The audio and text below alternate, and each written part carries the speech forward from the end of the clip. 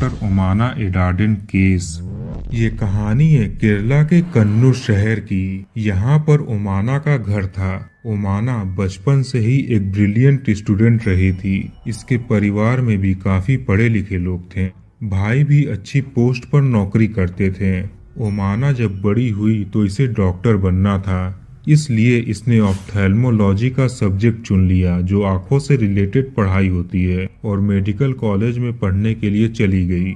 जब ओमाना डॉक्टर बन गई तो घर वालों ने इसकी शादी डॉक्टर राधा कृष्णन से करा दी, जो कि बच्चों के डॉक्टर थे। दोनों ने अपना अपना क्लिनिक खोल लिया और इनका ये क्लिनिक चल पड़ा। इनकी जिंदगी अब खुशहाल होने लगी थी। धीरे धीरे समय बीतता गया और इनके 2 बच्चे हुए। इनका परिवार अब पूरा हो चुका था। किसी चीज की कोई कमी नहीं थी। फाइनेंशियल कंडीशन भी ठीक ठाक थी क्योंकि दोनों कमा रहे थे। इसी दौरान इन्हें लगा कि इनका घर अब पुराना हो चुका है, इसे रिनोवेट कराना चाहिए। इसलिए डॉक्टर राधा कृष्णन अब कारीगर ढूंढने लग गए जो घर को ठीक कर सके। कन्नूर डिस्ट्रिक्ट में ही इन्हें एक ठेकेदार मिलता है जो कि यही सब काम करता था। इसका नाम था पी मुरलीधरन। इसे घर पर बुलाया गया, समझाया गया कि घर को रिनोवेट करना है, ये चीजें यहाँ पर होनी चाहिए, ऐसी ऐसी होनी चाहिए, वगैरह वगैरह।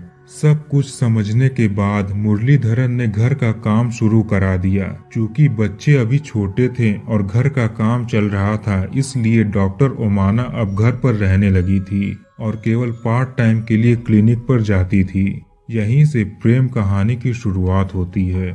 डॉक्टर ओमाना और मुरलीधरन में पहले बातचीत होने लगी, फिर हंसी मजाक चलने लगा और ऐसे ही करते करते दोनों को एक दूसरे से प्यार हो गया। मुरलीधरन की भी शादी हो चुकी थी और इसके भी 2 बच्चे थे, लेकिन इन सारे रिश्तों से दोनों के प्यार में कोई भी फर्क नहीं पड़ा और इनका ये प्यार बढ़ता चला गया।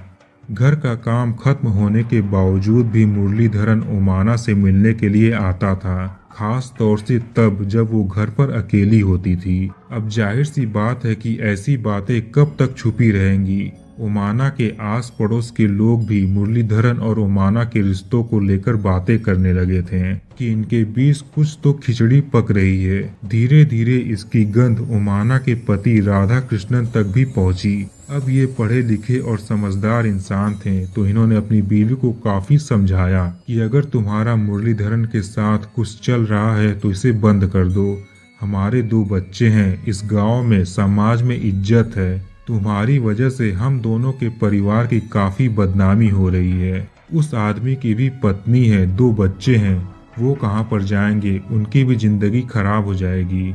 ऐसे ही ओमाना को बहुत समझाया, लेकिन ये तो मुरलीधरन के पीछे इतनी पागल हो चुकी थी कि इसे कुछ समझ नहीं आया।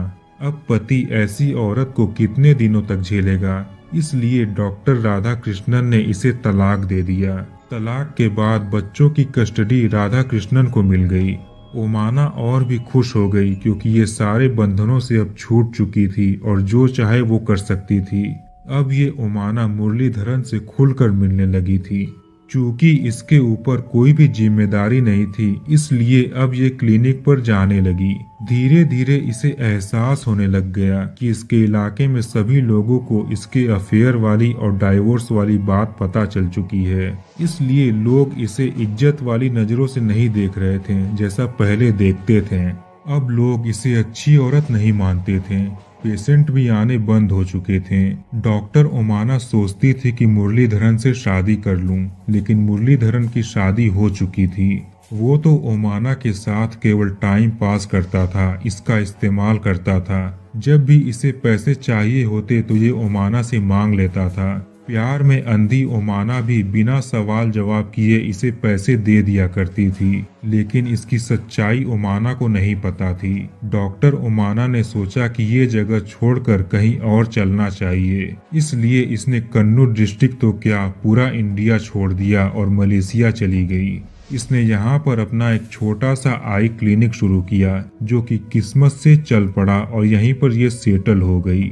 अभी भी मुरलीधरन और ओमाना एक दूसरे के संपर्क में थे। मुरलीधरन को ये मलेशिया से पैसे भेजा करती थी। इसने एक दिन मुरलीधरन को फोन किया और कहा कि तुम चुपचाप इंडिया से मलेशिया चले आओ, हम यहाँ पर शादी कर लेंगे और पति पत्नी के जैसे रहेंगे, किसी को कोई शक ना हो, इसलिए हम अपना नाम वगैरह सब कुछ बदलवा लेंगे और मुस्लिम हस्बैंड वाइफ के जैसे यहाँ पर सेटल हो जाएंगे। मुरलीधरन ने कहा हाँ ठीक है, चलो यही करते हैं। अब डॉक्टर ओमाना इंडिया वापस आई। इंडिया आने के बाद इन्होंने किसी जान पहचान के आदमी से फर्जी डॉक्यूमेंट्स बनवाए, जिसमें पासपोर्ट भी शामिल था। डॉक्टर ओमाना ने अपना फर्जी नाम रखा अमीना भिंडे अराबुद्ला। साथ में मुरलीधरन का भी नाम चेंज करवाया और इसके भी फर्जी डॉक्यूमेंट्स बनवाए और साथ में पासपोर्ट भी बनवाया। फिर ये दोनों फर्जी नाम और पासपोर्ट के साथ मलेशिया आ गए। यहाँ ओमाना का क्लिनिक भी ठीक ठाक चल रहा था। दोनों एक छत के नीचे साथ में रहने लगे थे। मुरलीधरन को ओमाना से नहीं बल्कि इसके पैसों से प्यार था, जिसके चलते इनमें थोड़ी अनबन शुरू हो गई थी। एक दिन मुरलीधरन ने गुस्से में कहा मैं यहाँ पर नहीं रहूंगा, मैं इंडिया वापस जा रहा हूँ। और ये इंडिया वापस आ भी गया। यहाँ पर इसका ठेके वाला काम भी रुक चुका था, पैसों की तंगी होने लगी थी। इसलिए मुरलीधरन ने एक दिन ओमाना को फोन किया। इसने फोन पर कहा कि मुझे इतने पैसे चाहिए, अगर तुमने मुझे नहीं दिया तो मैं मलेशियन पुलिस को खबर कर दूंगा कि एक फर्जी औरत उनके देश में रहती है जिसका पासपोर्ट और बाकी के कागजात फर्जी हैं और ये धोखे से मलेशिया में आ गई है। इसके बाद से तुम जेल में सड़ोगी। आमतौर पर मुरलीधरन ओमाना को ब्लैकमेल कर रहा था, जिसके चलते ओमाना इससे बहुत दुखी हो गई। अब ये मुरलीधरन से जितना प्यार करती थी उतना ही नफरत करने लगी। करे भी क्यों ना, जिसके लिए इसने अपने पति, अपने बच्चे, घर बार, परिवार, देश सब कुछ छोड़ दिया, उसी ने धोखा दे दिया। इसे अब सच्चाई पता चल गई कि मुरलीधरन इसके साथ टाइम पास करता था और पैसों के लिए साथ रहता था। यहीं से अब ये लव स्टोरी क्राइम स्टोरी में तब्दील होने लगी थी। ओमाना के अंदर की बदले की आग ने इसे मुरलीधरन के खिलाफ ऐसी साजिश रचने को मजबूर कर दिया जो केरला तो क्या पूरे देश को झकझोरने वाला था। साल था 1996 का। ओमाना ने अपने क्लिनिक से एक हफ्ते की छुट्टी ली, 7 जुलाई से 14 जुलाई तक की। 7 जुलाई को इसकी इंडिया की फ्लाइट थी और 14 जुलाई को वापसी थी। अब 7 जुलाई का दिन आया। ओमाना फ्लाइट में बैठकर इंडिया आई। फ्लाइट थिरुवनंतपुरम में लैंड हुई। एयरपोर्ट से निकलने के बाद सीधे ये अपने भाई के घर पहुंची। यहाँ पर इसने अपने सारे कीमती जेवर वगैरह रख दिए। इसके अलावा इसका 2 ट्रॉली बैग भी था। ये घर पर किसी काम का बहाना देकर उसी दिन घर से निकल गई। दोनों ट्रॉली बैग भी इसने साथ में रखा हुआ था। ये सीधे आई ऊटी। ऊटी आने के बाद इसने रहने के लिए होटल्स ढूंढना शुरू कर दिया। उन दिनों इतनी टेक्नोलॉजी नहीं थी कि घर बैठे होटल ढूंढ सकें। चूंकि जुलाई महीना ऑफ सीजन था, टूरिस्ट आते नहीं थे, इसलिए होटल वालों ने एक अकेली औरत को रूम देने से मना कर दिया। अच्छा, कुछ रेलवे स्टेशन के पास रेलवे रिटायरिंग रूम होता है, जहां पर पैसेंजर पैसे देकर रुक सकते हैं, ठहर सकते हैं और ट्रेन के आने का वेट कर सकते हैं। ओमाना यहाँ पर आई और एक रूम बुक किया, वो भी फर्जी नाम और पता के साथ। रूम बुक होने के बाद इसने अपने दोनों ट्रॉली बैग्स वहां पर रख दिए और आगे की प्लानिंग शुरू कर दी। 8 जुलाई का दिन आया। डॉक्टर ओमाना प्लान के हिसाब से खरीदारी करने के लिए बाजार चली गई। यहाँ से इसने पॉलीथीन बैग्स के बंडल खरीदे, साथ में 2 सूटकेस भी लिए और भी कुछ चीजें खरीदी। खरीदारी करने के बाद ये दूसरा एक होटल बुक करती है 3 दिनों के लिए, IGGI रिजॉर्ट। ये 1996 की बात है। अब तो ये रिजॉर्ट शायद क्वींस रेसिडेंसी हो गया है। यहाँ के रूम में इसने अपने दोनों सूटकेस रख दिए। फिर एक टेलीफोन बूथ से मुरलीधरन को कॉल लगाती है। कहती है कि मैं इंडिया में हूँ, ऊटी में हूँ, तुमने जितने पैसे बोले थे उतने लेकर आई हूँ, लेकिन तुम किसी को बताना नहीं कि मैं यहाँ पर हूँ और चुपचाप यहाँ चले आओ। 2-3 दिनों के लिए मेरे साथ रुके रहना, फिर तुम्हें मैं पैसे दे दूंगी और तुम घर चले जाना और मैं भी देश छोड़कर चली जाऊंगी। ये सुनकर मुरलीधरन खुश हो गया। इसने सोचा कि अब तो मेरी लॉटरी लग चुकी है। अगले दिन 9 जुलाई को मुरलीधरन बताए हुए एड्रेस पर ओमाना से मिलता है। ओमाना इसे IGGI रिजॉर्ट में लेकर आई। इस होटल को ओमाना ने 3 दिनों के लिए बुक किया था। दोनों यहाँ पर पहली रात साथ में बिताते हैं। फिर अगली सुबह 10 जुलाई को दोनों होटल से निकलते हैं। ओमाना अपने दोनों सूटकेस को रेलवे रिटायरिंग रूम में लाकर रख दिया। ये वाला रूम भी 3 दिनों के लिए बुक था। अब ओमाना मुरलीधरन को एक रेस्टोरेंट में लेकर जाती है जहां बार भी था। दोनों ने वहां पर अच्छे से खाना वगैरह खाया। फिर ओमाना मुरलीधरन को बार में लेकर गई और एक के बाद एक करके ढेर सारी शराब पिलाई। शाम हो चुकी थी। दोनों रेलवे रिटायरिंग रूम में आ गए थे। मुरलीधरन नशे में धुत था। डॉक्टर ओमाना ने मुरलीधरन से कहा, मैं तुम्हारे लिए मलेशिया से एक गिफ्ट लेकर आई हूँ। ये एक दवा की बोतल दिखाती है और कहती है कि इसमें एक बहुत ही खास दवा है। इसे शरीर में इंजेक्ट करने से मर्दानी ताकत 4 गुनी हो जाती है। ये सुनते ही मुरलीधरन खुश हो गया और कहा कि मुझे जल्दी से इसे लगा दो। ओमाना बकायदा एक इंजेक्शन भी लेकर आई हुई थी। इसने सिरिंज में दवा को निकाला और मुरलीधरन को लगा दिया। धीरे धीरे मुरलीधरन बेहोश होने लगा और कुछ ही देर में इसकी मौत हो गई। दरअसल वो दवा नहीं बल्कि एक पॉइजन था, जिसकी वजह से मुरलीधरन का खेल खत्म हो गया। ओमाना थोड़ी देर वेट करती है ताकि मुरलीधरन अच्छे से मर जाए। जब इसे यकीन हो गया कि वो मर चुका है, तब ये पूरे रूम को अच्छे से तलाशती है। खिड़कियों पर पर्दे लगे हुए थे, उसे ठीक करती है। दरवाजों को अच्छे से लॉक करती है। सब कुछ करने के बाद ये मुरलीधरन की लाश को घसीट कर बाथरूम में लेकर गई। यहाँ पर इसने अपने सारे ऑपरेशन के चाकू वगैरह निकाले, साथ में बड़े बड़े छुरे भी निकाले और ध्यान से बॉडी को काटने लगी। पहले जगह जगह पर छोटे छोटे कट्स लगाए ताकि खून आसानी से निकल सके और इसे इकट्ठा कर सके, जिसे बाद में इसने टॉयलेट में फ्लश कर दिया। अब इसने बॉडी के अंदरूनी अंग निकालने शुरू कर दिए, जैसे लंग्स, किडनी, लीवर वगैरह वगैरह, और इसके भी छोटे छोटे पीस करने लगी। फिर इसे भी टॉयलेट में फ्लश कर दिया। अब बच गई मांसपेशी और हड्डियां। इसने बड़े वाले तेज धार चाकू निकाले जो कसाई लोग इस्तेमाल करते हैं और उससे बॉडी को काटने लग गई। हाथों के 2-3 टुकड़े किए, पैरों को काटा, सर से धड़ को अलग किया, सबके छोटे छोटे टुकड़े करने लगी और पॉलीथीन बैग्स में भरकर जो 2 सूटकेस खरीदे थे उसमें रखने लगी। ये सब करने में 3 घंटे बीत चुके थे। 10 जुलाई की रात खत्म होने लग गई और 11 जुलाई शुरू होने लगा। इस दिन रेलवे रिटायरिंग रूम को खाली करना था। ये पूरी रात लगी रही, रूम के सारे सबूत मिटाएं और प्लान के अनुसार बारी थी टुकड़ों को ठिकाने लगाने की। ये हड्डियों के टुकड़ों को टॉयलेट में फ्लश करने की कोशिश करती है, लेकिन वो टुकड़े इतने बड़े थे कि वो टॉयलेट में फ्लश नहीं हो रहे थे, अटक जा रहे थे। घर की सफाई हो चुकी थी, भोर होने लगा था। अब टुकड़े को और छोटा करने का टाइम नहीं था, इसलिए ये टुकड़ों को सूटकेस में वापस से पैक कर दी और परफ्यूम छिड़क दी ताकि इसमें से गंध ना आए।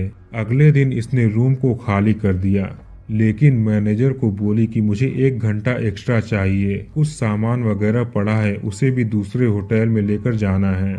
अब इसने टैक्सी बुलाई और दोनों सूटकेस को उसमें रखकर IGGI रिजॉर्ट लेकर गई, जहां पर मुरलीधरन और ओमाना एक रात के लिए रुके हुए थे। इस रिजॉर्ट में दोनों सूटकेस रख दिए और वापस से उसी टैक्सी में बैठकर रेलवे रिटायरिंग रूम में आई और दोबारा से रूम को अच्छे से ठीक ठाक किया, सफाई की। इसने रूम को खाली करने में 1 घंटे का एक्स्ट्रा टाइम केवल इसलिए लिया था ताकि ये अच्छे से रूम को साफ कर सके और आराम से अपने सामान को दूसरे होटल में लेकर जा सके। इस दौरान चाबी भी इसने साथ रखी हुई थी ताकि होटल का कोई भी आदमी साफ सफाई के लिए रूम में न जाए।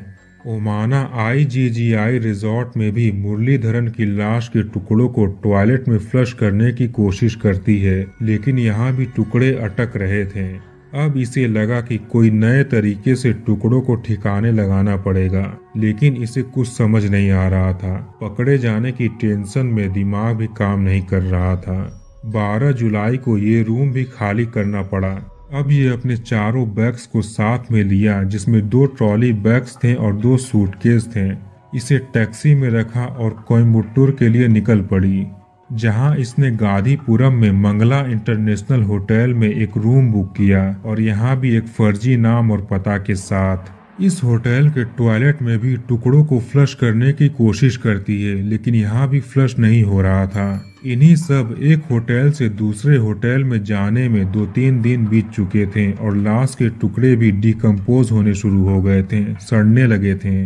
ओमाना ने ढेर सारा परफ्यूम टुकड़ों पर और बैग्स पर छिड़का। चूंकि ये इन्हीं सब इलाकों में पली बड़ी थी, तो इसे याद आता है कि यहाँ पर कुदाई कनाल नाम की एक जगह है, जहाँ पर एक सुसाइड पॉइंट पड़ता है, जिसे कॉकर्स वॉक बोलते हैं। लोग यहाँ से सुसाइड कर लेते हैं और उनकी लाश भी नहीं मिलती है। इसने प्लान बनाया कि ये यहीं पर जाएगी और दोनों सूटकेस को यहाँ से खाई में फेंक देगी और किसी को पता भी नहीं चलेगा। अगली सुबह इसने एक टैक्सी बुक किया और अपने सारे बैग्स को साथ लेकर कुडाई कनाल के लिए निकल पड़ी। कुडाई कनाल में इसने एक दूसरा होटल रूम बुक किया और यहाँ पर अपने दोनों ट्रॉली बैग्स को रख दिया, लेकिन दोनों सूटकेस टैक्सी में ही रहने दिया, क्योंकि अब इसे कॉकर्स वॉक सुसाइड पॉइंट पर जाना था। ड्राइवर इसे यहाँ पर ले गया। 4 या 5 बजे के करीब ये वहाँ पर पहुंची थी। बदकिस्मती से इन दिनों वीकेंड्स चल रहे थे और टूरिस्ट की भीड़ भाड़ लगी हुई थी। इसे 2 भारी भरकम सूटकेस को खींचकर उतनी ऊपर लेकर जाना था और वहाँ से खाई में फेंकना था, लेकिन ये सब करते समय किसी की नजर भी नहीं पड़नी थी। भीड़ भाड़ की वजह से ओमाना ने ड्राइवर से कहा, होटल वापस चलो। 13 जुलाई की ये बात थी और 14 जुलाई को इसे मलेशिया वापस जाना था। हुआ यूं कि जैसे ही टैक्सी उस सुसाइड पॉइंट से निकली, गाड़ी का टायर पंचर हो गया। आसपास कोई मैकेनिक भी नहीं था जो पंचर को बना सके, इसलिए ड्राइवर ने कहा, मैं आपके लिए दूसरी गाड़ी का इंतजाम कर देता हूँ, आप उसमें चली जाना। वहीं पर पास में एक ओमनी वैन खड़ी थी। ड्राइवर उस वैन के ड्राइवर के पास जाकर सारी कहानी बताई और ये ड्राइवर भी जाने के लिए तैयार हो गया। इसका नाम था राजा। वैन टैक्सी के पास आकर खड़ी हो गई। ओमाना ने टैक्सी से दोनों सूटकेस बाहर निकाले और वैन में रखने की कोशिश करने लगी। इसी में राजा मदद करने के लिए सामने आया, लेकिन ओमाना ने मदद से इनकार कर दिया। ओमाना जैसे तैसे दोनों सूटकेस को वैन में रखती है। ड्राइवर को ये बात थोड़ी अजीब लगी कि बैग इतना भारी होने के बावजूद भी इस औरत ने मदद करने क्यों नहीं दिया। अब ओमाना वैन में बैक सीट पर बैठी और ड्राइवर गाड़ी चलाने लगा। गाड़ी का शीशा बंद था। थोड़ी दूर चलते ही ड्राइवर को लाश की गंध आने लगी थी। अब लाश भी 3 दिनों से बैग में पड़ी हुई थी और ऊपर से गर्मी का मौसम भी था। गंध की वजह से ड्राइवर परेशान होने लग गया और वैन की खिड़कियों को खोल दिया। फिर ये उस औरत से सवाल पे सवाल करना शुरू कर दिया कि ये गंध कैसी है।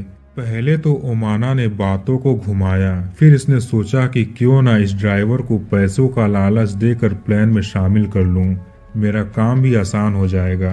डॉक्टर ओमाना ने राजा को सारी बात बता दी कि बैग में लाश पड़ी हुई है, तुम इसे ठिकाने लगाने में मदद कर दो, मैं तुम्हें ढेर सारे पैसे दूंगी। लाश का नाम सुनते ही राजा डर गया और सोचा कि ये औरत इतनी खूंखार है कि किसी का कत्ल कर दिया है। अगर मैंने इसकी बात नहीं मानी तो कहीं मेरे साथ भी कुछ गलत न कर दे। पीछे बैठी हुई है और आसानी से गर्दन पकड़ सकती है। शाम हो रही थी, सुनसान सड़क भी था, इसलिए ड्राइवर ओमाना की बात मान गया और बोला कि मैडम, मैं गरीब इंसान हूँ, अगर मुझे पैसे मिलेंगे तो मैं जरूर मदद करूँगा। इस तरह से ये भी प्लान में शामिल हो गया। चूँकि 3-4 दिनों से ओमाना सोई नहीं थी और एक जगह से दूसरी जगह भाग दौड़ कर रही थी, दिमाग में भी अलग अलग टेंशन बना हुआ था। लाश को ठिकाने लगाने का टेंशन, पकड़े जाने का टेंशन, इसलिए ओमाना थोड़ी रिलैक्स हुई और वैन में ही सो गई। एक जगह पर जैसे ही गाड़ी रुकी, ओमाना की आंख खुल गई। गाड़ी के रुकते ही राजा वैन से निकला और चिल्लाने लगा, इस गाड़ी में एक लाश पड़ी हुई है और इस औरत ने उसे मारा है। ओमाना ने जब बाहर झांक कर देखा तो वो पुलिस स्टेशन था। पुलिस वालों ने गाड़ी को झट से घेर लिया। गाड़ी की डिग्गी खोली गई, जहां पर दो बड़े भारी भरकम सूटकेस रखे हुए थे। सूटकेस को खोला गया, जिसमें पॉलीथीन बैग्स रखे हुए थे। जैसे ही एक पॉलीथीन बैग को खोला गया, इत्तेफाक से उसमें से एक हाथ का पंजा बाहर निकला। अब ये कंफर्म हो गया कि ये इंसानी मांस के टुकड़े हैं। ओमाना को तुरंत गिरफ्तार कर लिया गया। इसे लगा कि अब सारा भांडा फूट चुका है, तो इसने सारी सच्चाई बता दी। लाश की शिनाख्त के लिए मुरलीधरन के घर वालों को भी बुलाया गया। लाश की पहचान हो गई। ओमाना के खिलाफ मुकदमा शुरू हो गया। मुकदमे को धीरे धीरे 5 साल हो गए। 2001 में ओमाना बेल के लिए अप्लाई करती है, जिसमें लिखा था कि अब 5 साल हो चुके हैं, सारी जानकारी पुलिस के पास है, भागकर जाऊंगी कहाँ। अदालत ने भी सोचा कि ये एक महिला है, पहला जुर्म किया है और ये अच्छे परिवार से भी आती है, इसलिए इसकी बेल की मंजूरी दे दी गई। आज 21 साल हो चुके हैं, लेकिन अभी तक ओमाना की गिरफ्तारी नहीं हुई, क्योंकि ये फरार है। पुलिस इसके परिवार पर भी नजर रखने लगी थी। हो सकता है कि ये भागकर अपने बच्चों से मिलने के लिए आए, लेकिन वो कभी नहीं आई। 2009 में ओमाना ने अपने बेटे को आखिरी बार फोन किया था, जिसमें उसने बताया कि वो मलेशिया में है। केरला पुलिस ने दिल्ली में कांटेक्ट किया। फॉरेन मिनिस्ट्री के जरिए मलेशियन पुलिस ने भी खोजबीन शुरू किया, लेकिन कुछ भी पता नहीं चला। फिर सीबीआई ने ओमाना की सारी जानकारी इंटरपोल को दे दी और इसे इंडिया की मोस्ट वांटेड क्रिमिनल घोषित कर दिया। अक्टूबर 2017 में एक औरत ने सेलंगोर मलेशिया में एक बिल्डिंग की तीसरी मंजिल से छलांग लगा दी। अब ये नहीं पता चला कि ये सुसाइड था या किसी ने धक्का दिया, ये एक्सीडेंटली हो गया। रोड पर मौजूद लोग उसे हॉस्पिटल लेकर गए, जहां पर इसकी मौत हो गई। मलेशियन पुलिस भी वहां पर आई। लाश की पहचान नहीं हो पा रही थी, इसलिए लाश को वहां के लाश घर में रख दिया गया। 4 महीने बाद जैसे तैसे पता चला कि ये औरत केरला की है, तो फॉरेन मिनिस्ट्री के जरिए केरला में खबर को अखबारों में पब्लिश कर दिया गया कि ये औरत है, मलेशिया में इसकी डेथ हो चुकी है, अगर कोई जानता है तो लाश को लेकर जा सकता है। लोग इसे पहचानने लग गए कि ये तो वही डॉक्टर ओमाना है, जिसने एक आदमी के टुकड़े टुकड़े कर डाले थे। ये बात पुलिस तक भी गई। ये लोग भी उसका 17 सालों से तलाश कर रहे थे। इसमें एक औरत सामने आई, जिसने क्लेम किया कि ये औरत उसकी बहन है। लाश का डीएनए टेस्ट कराया गया, जो कि इसकी बहन से मैच हो गया। ओमाना और मृतक औरत की शक्लें हूबहू सेम लग रही थीं। पहले तो पुलिस वालों की जान में जान आई कि 17 सालों से जिसकी वो तलाश कर रहे थे वो अब मर चुकी है, लेकिन ऐसा नहीं था। आज 2022 आ चुका है और ये औरत कहाँ पर है, किस हालत में पड़ी हुई है, किसी को कोई खबर नहीं। अब तक तो इसकी उम्र 64 से 65 साल हो चुकी होगी।